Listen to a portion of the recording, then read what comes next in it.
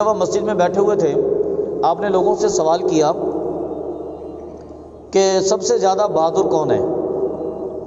تو لوگوں کے مختلف سوالات کے جوابات آتے رہے۔ ایک شخص کھڑا ہوا، انہوں نے کہا کہ امیر المومنین آپ ہی سب سے زیادہ بہادر ہیں، آپ تو شیر خدا ہیں نا، آپ تو سب سے زیادہ بہادر ہیں۔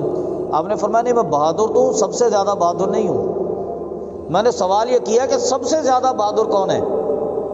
تو لوگ حیران ہو گئے کہ مولا علی شیر خدا، بھئی ہمارے نزدیک تو آپ ہی سب سے زیادہ بہادر ہیں۔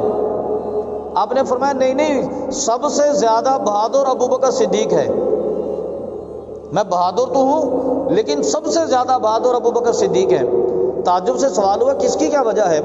آپ نے فرمایا کہ بدر کی رات جب میدان بدر میں دونوں لشکر آمنے سامنے ہوئے، کفار مکہ اس قدر طاقت کے اندر تھے کہ وہ سمجھتے تھے کہ ہم مسلمانوں کو آج ختم کر دیں گے۔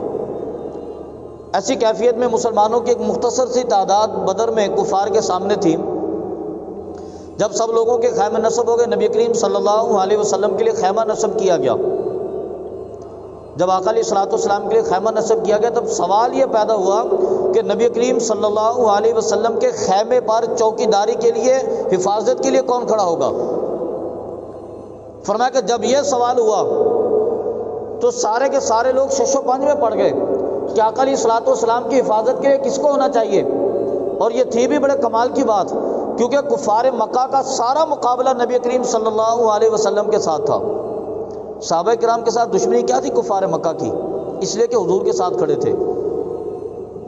کفار مکہ کا جو مین مرکز دشمنی کا نبی کریم صلی اللہ علیہ وسلم کی ذات تھی، اور سب سمجھتے تھے کہ اس وقت میدان بدر میں سب سے خطرناک جگہ نبی کریم صلی اللہ علیہ وسلم کا خیمہ ہوگا۔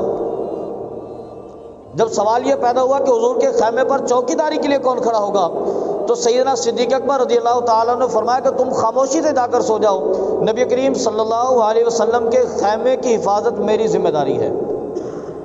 تو مولا کائنات فرماتا ہے کہ میں سمجھ گیا کہ سب سے زیادہ بہادر ابوبکر صدیق کی ذات ہے۔